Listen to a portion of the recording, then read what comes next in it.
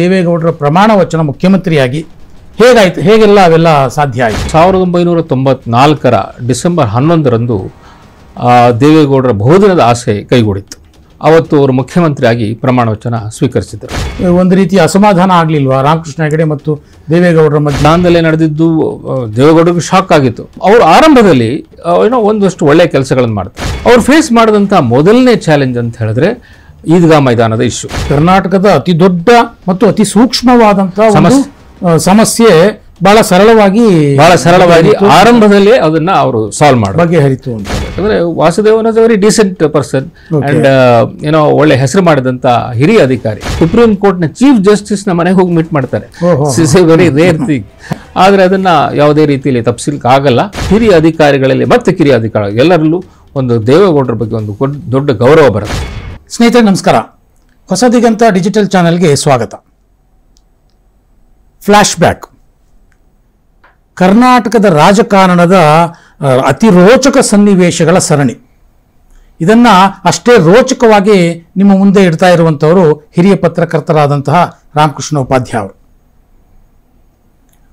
ಅವರು ಇವತ್ತು ಸಹ ನಮ್ಮ ಜೊತೆ ಇದ್ದಾರೆ. ನಾನು ಮೊದಲಿಗೆ ಅವರಿಗೆ ಸ್ವಾಗತವನ್ನು ಬಯಸ್ತೇನೆ. ನಮಸ್ಕಾರ ಸರ್. ನಮಸ್ಕಾರ ಸರ್, ಕಳೆದ ಸಂಚಿಕೆಯಲ್ಲಿ ದೇವೇಗೌಡರು ಮುಖ್ಯಮಂತ್ರಿಯಾಗಿ ಶಾಸಕಾಂಗ ಪಕ್ಷದ ಸಭೆಯಲ್ಲಿ ಆಯ್ಕೆಯಾದ ವಿಧಾನ, ಆ ಸಂದರ್ಭದಲ್ಲಿ ನಡೆದ ದಾಂಧಲೆ, ಈ ವಿಚಾರಗಳನ್ನೆಲ್ಲ ಕುಲಂಕಷವಾಗಿ ನಮ್ಮ ವೀಕ್ಷಕರ ಮುಂದೆ ಇಟ್ಟಿದ್ದೀರಿ. ಸೊ ಆ ಸಂದರ್ಭದಲ್ಲಿ ಆ ವಿಧಾನಸೌಧದಲ್ಲಿ ನಡೆದ ಗಲಭೆಯ ನಂತರದಲ್ಲಿ ಅದು ಹೇಗೆ ಸಾಲ್ವ್ ಆಯಿತು? ಆ ಗಲಭೆ ಶಾಂತವಾಯ್ತಾ? ಅದಾದ ನಂತರದಲ್ಲಿ ದೇವೇಗೌಡರ ಪ್ರಮಾಣ ವಚನ ಮುಖ್ಯಮಂತ್ರಿಯಾಗಿ ಹೇಗೆಲ್ಲ ಅವೆಲ್ಲ ಸಾಧ್ಯ ಆಯಿತು ಅಂತ ನೋಡಿ ಸ್ವಾಮಿ ಅವರೇ. 1994ರ ಡಿಸೆಂಬರ್ 11ರಂದು ದೇವೇಗೌಡರ ಬಹುದಿನದ ಆಸೆ ಕೈಗೂಡಿತ್ತು. ಅವತ್ತು ಅವರು ಮುಖ್ಯಮಂತ್ರಿಯಾಗಿ ಪ್ರಮಾಣ ವಚನ ಸ್ವೀಕರಿಸಿದರು. ಅವತ್ತು ದಿವಸ ಬೆಳಗ್ಗೆ ಶಾಸಕಾಂಗ ಪಕ್ಷದ ಸಭೆ ನಡೆದಾಗ ಕೆಲವೊಂದು ಕನ್ಫ್ಯೂಷನ್ ಆಗಿ 1.5 ಗಂಟೆಗಳ ಕಾಲ ನಾಯಕನ ಆಯ್ಕೆಯಲ್ಲಿ ತೊಂದರೆ ಆದ್ದರಿಂದ ಅವರ ಅಭಿಮಾನಿಗಳು ಸ್ವಲ್ಪ ರೊಚ್ಚಿಗೆದ್ದು ವಿಧಾನಸೌಧದಲ್ಲಿ ದಾಂಧಲೆ ನಡೆಸಿ ಹಿರಿಯ ನಾಯಕರಾದ ರಾಮಕೃಷ್ಣ ಹೆಗಡೆ, ದೇಶಪಾಂಡೆ ಮತ್ತು ಜೆ.ಎಚ್. ಪಟೇಲ್ ಅವರ ಮೇಲೆ ಹಲ್ಲೆ ನಡೆಸಿದರು. ಆ ಪ್ರಸಂಗದಿಂದ ಒಂದು ಕಹಿ ವಾತಾವರಣ ಉಂಟಾಗಿತ್ತು. ಹಾಗಾಗಿ ದೇವೇಗೌಡರು ಮುಖ್ಯಮಂತ್ರಿಯಾಗಿ ಪ್ರಮಾಣ ವಚನ ಸ್ವೀಕಾರ ಮಾಡಬೇಕಾದ್ದು ವಿಧಾನಸೌಧದ ಮುಂದೆ ಒಂದು ಸಾವಿರಾರು ಅಭಿಮಾನಿಗಳ ಮುಂದೆ ಅಂತ ಅನ್ಕೊಂಡಿದ್ರು. ಸೊ ಈ ಪ್ರಸಂಗ ಆದ ನಂತರ ಆ ಸಮಾರಂಭವನ್ನು ರಾಜಭವನಕ್ಕೆ ಶಿಫ್ಟ್ ಮಾಡಲಾಗುತ್ತೆ.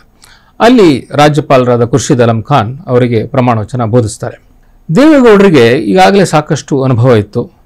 ಮತ್ತು ನೋಡಿ, ಕಡಿದಾಳ ಮಂಜಪ್ಪನವರಂತಹ ಹಿರಿಯ ನಾಯಕರು 1956ರಲ್ಲಿ ಮುಖ್ಯಮಂತ್ರಿ ಆಗಿದ್ದರು. ಅವರು ಒಕ್ಕಲಿಗ ಸಮಾಜಕ್ಕೆ ಸೇರಿದವರು. ನಂತರ ಸುಮಾರು 38 ವರ್ಷ ಹಿಡಿಯಿತು ಇನ್ನೊಬ್ಬರು ಆ ಸಮಾಜಕ್ಕೆ ಸೇರಿದವರು ಮುಖ್ಯಮಂತ್ರಿ ಆಗೋದು.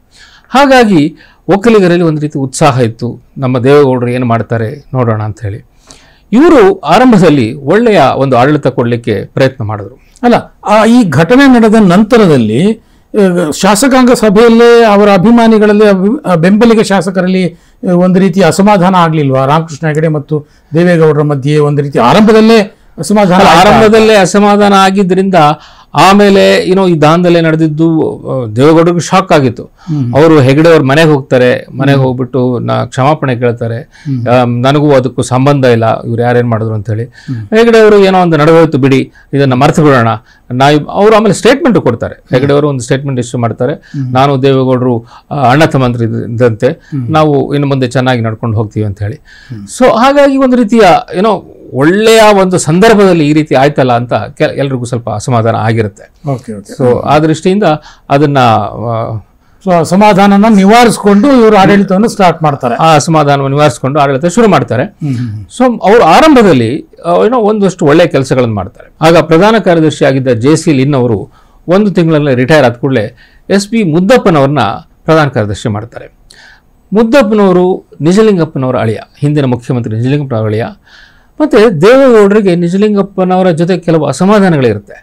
ಹಾಗಿದ್ದು ಕೂಡ ಅವರು ಮುದ್ದಪ್ಪನವರಿಗೆ ಚೀಫ್ ಸೆಕ್ರೆಟರಿ ಮಾಡ್ತಾರೆ.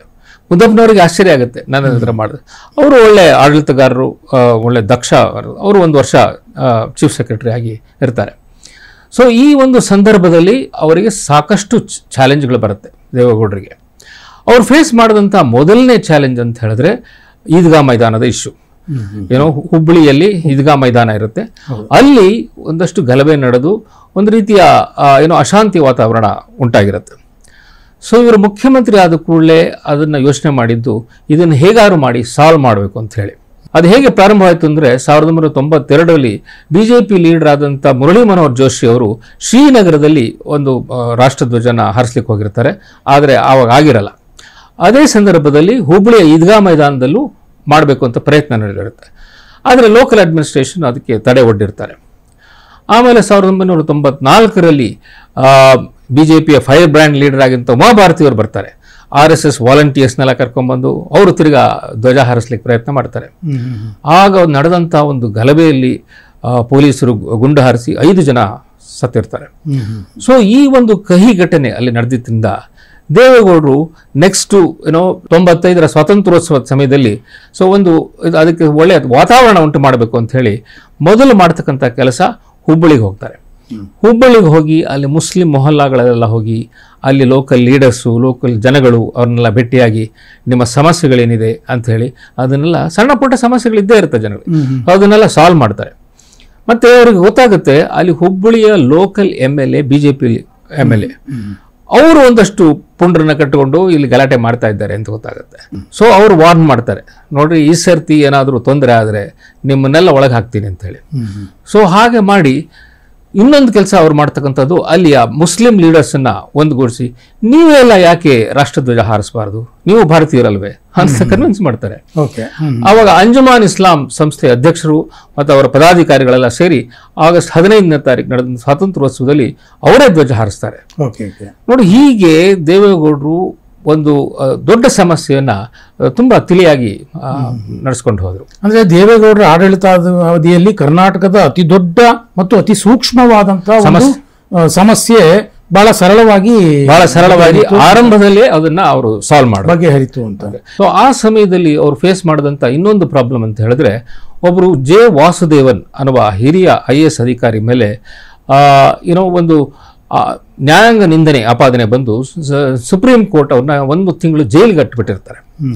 ಸೊ ಇದೊಂದು ಒಂಥರ ಬಹಳ ಶಾಕಿಂಗ್ ಇನ್ಸಿಡೆಂಟ್ ಆಗಿದೆ. ವಾಸುದೇವನ್ ಅವರು IAS officer, urban development secretary ಆಗಿರ್ತಾರೆ. ಅವರ ಮೇಲೆ ಆಪಾದನೆ ಏನಂದ್ರೆ ಒಬ್ಬ ಧನಂಜಯ ಅನ್ನೋ ಒಬ್ಬ ದಲಿತ ಇಂಜಿನಿಯರ್ಗೆ ಪ್ರಮೋಷನ್ ಕೊಟ್ಟಿಲ್ಲ ಅಂತ ಹೇಳಿ. ಆ ಪ್ರಮೋಷನ್ಗೆ ಇವರು ಅಡ್ಡ ಬಂದಿದ್ದಾರೆ ಅಂತ ಹೇಳ್ಬಿಟ್ಟು ಸುಪ್ರೀಂ ಕೋರ್ಟ್ ಒಂದು ಎಕ್ಸ್ಟ್ರೀಮ್ ವ್ಯೂ ತಗೊಂಡು 1 ತಿಂಗಳು ಜೈಲು ಅನೌನ್ಸ್ ಮಾಡಿದೆ. ಸೊ ಅದನ್ನ ಹೇಗಾದ್ರೂ ಮಾಡಿ ತಪ್ಪಿಸ್ಬೇಕು, ಯಾಕಂದ್ರೆ Vasudevan is very decent person and ಒಳ್ಳೆ ಹೆಸರು ಮಾಡಿದಂತ ಹಿರಿಯ ಅಧಿಕಾರಿ ಅಲ್ಲ. ಅವ್ರೇನು ರಾಜಕಾರಣಿಗಳ ಒತ್ತಡದಿಂದ ಮಾಡಿರ್ತಾರ ಅಥವಾ ಏನೋ ಮಾಡಲಿ, ಬೈ ಆಕ್ಸಿಡೆಂಟ್ ಆಗಿರುತ್ತೆ, ಅದನ್ನ ಯಾರು ಮಾಡಿರಲ್ಲ.